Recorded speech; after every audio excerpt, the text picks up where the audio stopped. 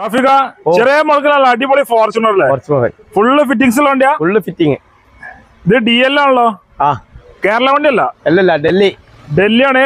വണ്ടി NOC-ലേക്ക് കയറാം. NOC-ലാ. എങ്ങനെ മോഡൽ വരുന്നേ? 2015. 15 മോഡലാണല്ലേ?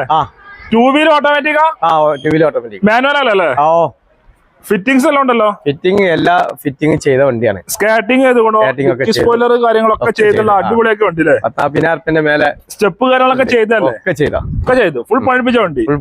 അതും 2 വീലർ ഓട്ടോമാറ്റിക് നല്ല വൃത്തിയുള്ള വണ്ടി അല്ലേ?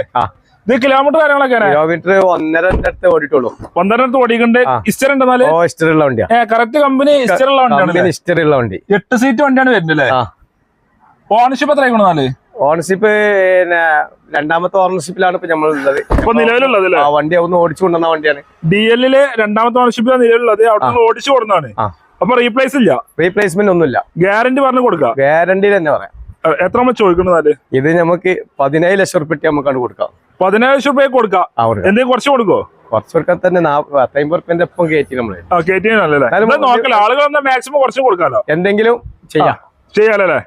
ഇത് ലോൺ എത്ര കയറുന്നാല്? എങ്ങനെ ലോൺ എത്ര കയറും? ഇത് ലോൺ ഒരു 12 ലക്ഷം റുപ്യ ലോൺ കയറും. 17 ലക്ഷമാണ് ചോദിക്കണ്ടേ. 12 ആ ലെവലിലൊക്കെ മാക്സിമം ചെയ്ത് കൊടുക്കാം. നല്ല പ്രൊഫൈലാണ് എല്ലാവരും കയറുമല്ലോ? കയറും. ഡീസൽ ആകുമ്പോൾ എത്ര മൈലേജ് കിട്ടും? ഇത് ഡീസല് എന്തായാലും 10. നമ്മളവിടുന്ന് ഓടിച്ചുകൊണ്ടുവന്ന സ്ഥിതിക്ക് ഒരു 10 മൈലേജ് കാണുന്നുണ്ട്. ആ ലെവലിൽ ഓട്ടോമാറ്റിക്കിന് മൈലേജ് കിട്ടും. വേറെ പണികളൊന്നും ഇല്ല. ഗ്യാരണ്ടി പറഞ്ഞു കൊടുക്കാം? ഗ്യാരണ്ടി പറഞ്ഞു. നമ്മൾ ഓടിച്ചു കൊണ്ടുവന്ന വണ്ടി. നമ്മള് നിലവിലുള്ള ഇന്നോവ നമ്മൾ ഓടിച്ചു കൊണ്ടുവന്ന വണ്ടി.